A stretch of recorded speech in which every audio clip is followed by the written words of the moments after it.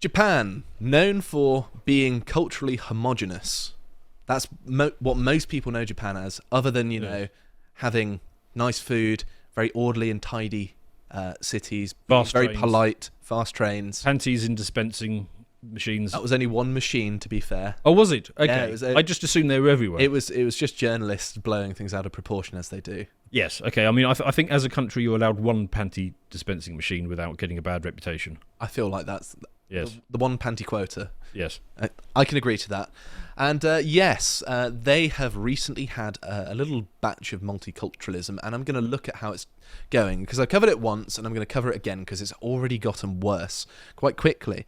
But before I do, it's worth mentioning Island Magazine is in its last week now of being for sale, so make sure to pick it up before the end of the week. Otherwise, it is gone forever and you'll never be able to buy it. It's a great magazine. There's some really great articles in here from lots of famous people. You got your Carl Benjamins, you've got your Dr. Nima Parvinis, you've got Dave Green, you've got Stefan Molyneux, you've got Roaring Nationalist, a few other people that I don't recognise, and you've even got a few Lotus. And every time we do one of these, we say, oh, it's only going to be available for a certain amount of time, and then we stop it, and then we get literally hundreds of people emailing us saying, oh, I missed it, can I buy it? No, you can buy it this week. You don't email us. Don't send us hundreds of emails after it's done. Yes, you will regret it. Also, there are mugs and t-shirts as well, limited time as well. So get them while you can. But anyway, Japan's debt to GDP. Oh, that's quite high, that one. Yes, and supposedly, I'm just going to read the first part here, really. The government debt accounted for 218.7% of the country's nominal GDP as of June 2024, which is obviously quite high, isn't it? Well, it's a bit of a problem because your GDP growth rate needs to be double whatever coupon you're paying on the debt, which, considering it's like 4% on the debt, means you need to achieve a growth rate of 8%, which even China couldn't do in the 90s. Mm-hmm. So they're kind of screwed. It's bad news for Japan. Yes, I mean their problem is they got poor demographics, mm-hmm.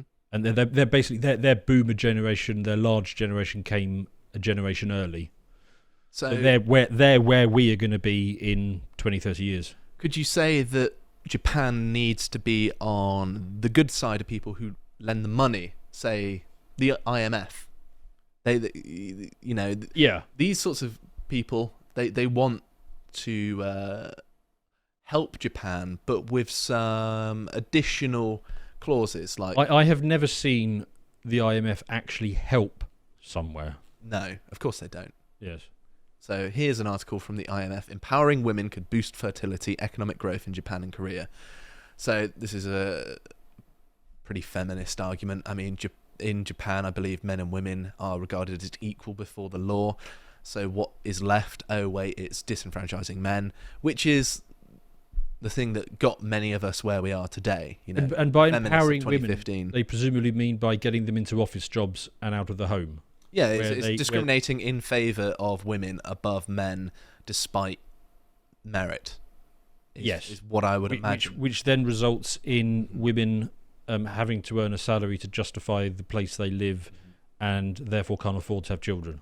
So because they're in a lot of debt, and these NGOs and organisations like this are using this to leverage their political agenda on Japan, you're starting to see articles like this. Is Japan, this is January of this year, finally embracing immigration? And it's not that the people in Japan wanted it, it's that the international elite have pushed it upon them because they had a problem, which was they've got a lot of debt to GDP, and they've leveraged this problem to impose this upon them, lest potentially even worse consequences. I mean, there always has been a little bit of immigration to Japan. I mean, normally it's temporary. I mean, I know people who've gone out there and lived and taught for 10 years or so. Mm-hmm. And apparently it's a bloody wonderful place. I mean, you can just leave your bicycle unlocked outside a major train station and come back days later and it will still be there. That's called foreshadowing. Oh, is it? Oh, you've presaged something. That's a good setup. Thank you for that. So it's also worth mentioning, in Japan's countryside, century-old firms learn to embrace foreign workers. So they're even trying to get foreign workers in the countryside. This is the New York Times covering this, which should bring alarm bells that They're doing the same thing that's happening in, say, the UK, US, all the other European countries, where they're sort of just circulating third worldists throughout the entirety. Third worldist, is it? Oh yeah, of course. Okay, well, who else would it be? Because I mean, I was kind of hoping it was going to be people from other because Japan is clearly a prime example of a high trust society. So if you bring in other people from another high trust society, if you want to bring in Danes and Swedes or something, I can see that working. British people, perhaps. Yeah, but if they go down the Infinity African routes, they're going to get a different outcome. Somewhat prophetic, yes. That is exactly what's going to happen. And in fact, they're also getting Chinese as well. For many leaving China, it's Japan, not the US, that's the bigger draw. So obviously, you don't need to be a student of history to know that the Chinese and the Japanese tend not to get along very well. Well, the Chinese have very bad manners. And you should see them eat. Very messy. What? And you should see them eat as well. A lot of them don't even close their mouth when they eat. Not the Hong Kongers. I like the Hong Kongers. They're great. Mm-hmm. But mainland Chinese... Well, I remember I was looking at... I got offered a university position in China, and I humoured it for a little while. And then I read that it's common to find children allowed by their parents to go to the toilet inside simply because they don't know that it's wrong. And I was just like, right, no, gone. Yes. Nowhere near. But it's to the point where here are skilled visa holders, so obviously they're not the ones causing lots of problems, but it surpasses 250,000, which is up by 20.8% compared to 6 months ago, which is a massive increase. So 250,000 skilled, Westerners? I mean, that doesn't seem so bad. Yeah, well, it doesn't necessarily divulge who they are, but what we can see is here are the number of foreign nationals living in Japan from 2014 to 2023, and you can see a clear trend here that is slowly ramping up to more and more foreigners, and that is the number of residents in the millions. So it's raw numbers. It's not wildly out of control yet. I mean, it's not. Okay, a population of whatever it is, like 90, 100 million. I think what was it, 125 off the top of my head? Yeah, I mean, we get their total allowance of foreigners in 2 years, and that's their total. So far, it's not so bad. Yes, but that's only because it's just got started. I'd be very curious to see what 2024 is and whether it's going to be a massive line shooting straight up. So let's see what this has brought them, shall we? So here is a story. 2 African migrants were arrested at a hotel in Tokyo for stealing 34 million yen in cash. And they say, here's a nice despite statistic for you, despite only being 0.02% of the population, this is the 3rd time a black person has made national news for crime in Japan this year, because these sorts of things do not usually happen. Is it possible that no matter what the first percentage, the second percentage, they're always 50% of crime? I don't know. I think those 0.02% would have to be even more industrious than their Western counterparts, to be honest. Yeah, but the Japanese just don't commit any crime, so... That is true. The Asians, when it comes to crime, it's all sort of gambling related and drink related. It's like financial and... Yeah. They're not really the kind of crimes that people take exception to as much. So let's have a look at, say, some of the nightlife here. And you can notice that's in Japan. That's Japan. A distinctly American-looking scene here. It looks like Philadelphia or something. I know. There's even people twerking. They're twerking on this. Oh no! Look at what has happened. Here we go. Loud black women have found Japan. Oh no! Look what you have done, world, to the poor Japanese.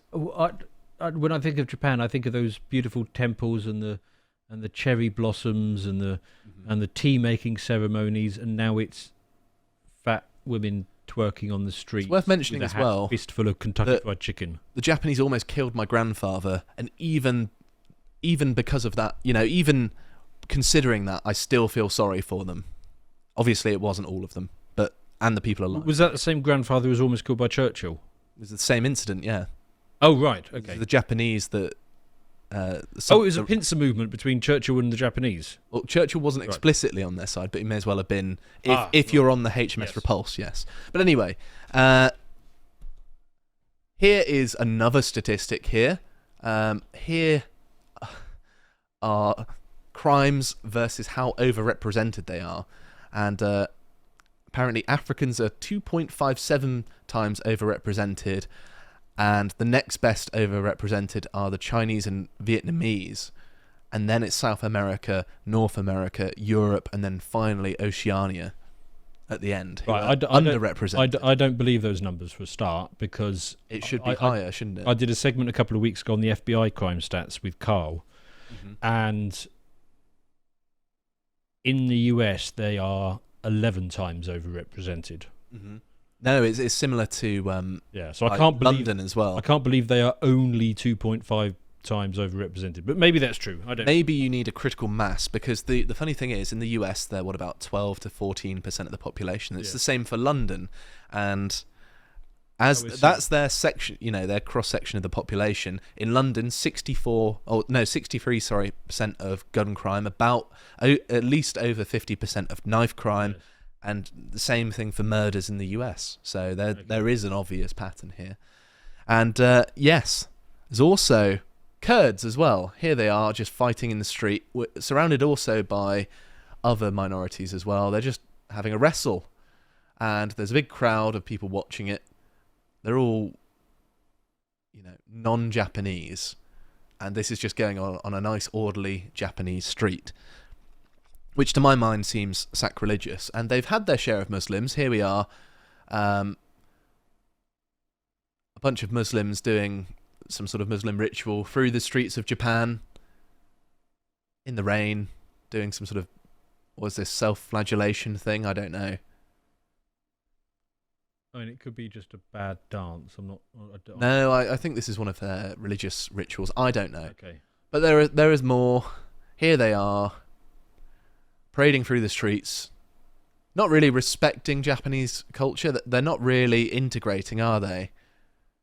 They're not seamlessly fitting into their environment. They're kind of belligerently taking over. Yeah. Almost like they have it everywhere else. They're not willing to integrate because they're culturally dogmatic. They want to impose their culture on other people. That much is entirely obvious. Here is a Kurd just releasing fireworks, or I don't know, a firecracker, a flare, something like that, just on the street for no reason. When I go to a foreign country, I try and make an effort to be respectful. Yes, be respectful and fit in. These folks aren't doing that. Yes, and on the darker side, so this guy, Pakistani. Yes, there are Pakistanis in Japan now. 25,000 of them in Japan now. He was convicted of sexually assaulting a Japanese schoolgirl on a train. Yes. Because, of course, the Pakistanis have earned their worldwide reputation for being some of the most prolific, how do I put it, scumbags. Enjoyers of young girls. Yeah. And it's the same wherever they go. And, here's another one as well. Chinese man stabs a Japanese woman to death at night in Shibuya in Tokyo. This sort of thing hardly ever happens in Japan. Again, another preventable disaster. And here is another one as well. These are Cambodians, and they were arrested for stealing copper cable from solar power generation facilities in Koshu. And apparently their resident cards had expired, but instead of going back to Cambodia, they stayed and decided to steal copper wire, like our very own homegrown drug addicts in, say, Britain. And they don't need to put up with this. If you have your culturally homogenous country, everything works. If you invite in foreigners, they do stuff like this. They take liberties, they steal, they assault you, they do all of these the things that have just happened. And also, whilst all of this is going on, the Japanese abroad as well are falling afoul. So in Belarus, it has detained a Japanese intelligence agent. And he was basically milling about around I think it was a train station or something like that, some form of transport infrastructure, and they simply just didn't realise. If I translate this for you, they're talking about this guy getting detained in Belarus. The man detained in Belarus is clearly a traffic nerd. I can believe that, actually. Yes. Samson is also nodding his head. And here we go. Here's another one saying about the man arrested for espionage in Belarus. The act he is accused of, such as taking a huge number of photos of infrastructure and collecting rail tickets, sounds like he's a transport otaku, not a spy. So I didn't realise the Japanese had that as well, because we have train spotters in this country. And I remember a story a few years back of one of them went to Russia and just stood there staring at trains all day. And the Russians arrested him, and when he explained, I just like looking at trains, they thought it was such a palpably absurd explanation that he was therefore obviously a spy. But no, we actually do have people who just like staring at trains all day long. And it seems the Japanese mind has that sort of thing in it as well. It's almost like the Belarusians and the Russians just can't conceive of being a nerd. Yes. And I think that might They're be just what like this riding is. bears and drinking vodka. But yeah, I think that's the most likely thing. And to someone in Japan, they'd think, why are the Westerners doing this to us? Right. Like, it's obvious this is what is going on here. Why are they being so mean to us? And this is not helping, the foreign reputation either. So what is actually being done? Well, they're having to take measures to change the visa system, which, these are new rules to target people overstaying their visas, which is now a problem, which never used to be. They've also automated airport immigration for foreign arrivals to make it easier for larger numbers of people. And it's worth reminding people that Japan is a high-trust society. They don't lock up their bikes. And now they've had to create promotional material to encourage people to lock up their bikes, because it's not enculturated in Japan to do this. And I mean, I never used to lock up my bike where I grew up either. It used to seem ridiculous that someone in my neighbourhood would steal it. And now they're having to do this because their nice functional society is becoming dysfunctional. Well, I mean, Connor told us his story of how he went to Japan and he left his phone in a cafe in a train station, and then went off for the day, realised he'd left his phone but he was on the train by then, so he just assumed that it was a write-off, got back to the train station he originally departed from, and it was still there in the cafe. After in a major train station, just been left there all day and nobody touched it. Do you want me to try doing that in King's Cross? Yeah, well, that's London for you, isn't it? Yeah. Where I grew up, that would be relatively normal. People hand stuff in. I remember being in school and handing in a £10 note. That's just what you do. You be a good person. Yes. It's not hard. That's how things work, and how things are better for everyone that way. But alas, so there's also this. So this is a Japanese politician known for dressing up as the Joker. And he called his online supporters to join him on a patrol to protect a station from its foreigner problem. And then a bunch of left-wing anti-racists turned up and tried to block him and stop him from doing it. And he was upset because it's just like, they're using violence to intimidate me, and this is bullying. I wish I'd been there, because I'd been like, no, I'm a foreigner and he's right. let the Joker man carry on. But it's interesting that this sort of thing is going on in Japan now, because this sort of thing happened in the West as well, initially. We're a bit beyond it now, and they've introduced laws to stop us doing anything to stick up for ourselves. And, of course, Western problems require Western solutions, and there's an increasing veneration for a certain American politician by the name of Donald Trump. For those listening, a statue of the God Emperor is being wheeled through Japan. And I'm not exactly sure of the context of this, but from what I have heard... Who needs context? Yeah. Just enjoy it. Yeah, let's just enjoy it. But it is worth mentioning the Japanese still do send people back, unlike America and Europe. Yeah. Here's an African saying, I don't want to go back, you can't make me, and they're just ignoring him and making him go anyway. They got like 4 people, got him in a hold there. And they're just like, yeah, we're going to send you back. There's no debate about it. Well, you're going. Yeah. You're not staying here. And he's just like, no. But this is what you've got to do. If they're let into your country, you've got to send them back. It's as simple as that, Japan, and that's what you need to do. If they force their way in, you force them out. Exactly. So, international capital has forced this upon Japan, and I think it's evil. They should resist it. And now the Japanese are joining the fight for the survival of their civilization along with Europe and North America. I hope you appreciated that segment from the podcast, The Lotus Eaters, and if you want to see what else we're doing, you can watch our series Lads Hour on the website, where we have lots of fun and talk about silly things. And if you want to see all the other things we're doing, you can always follow us on Twitter. Thank you very much for watching, and goodbye.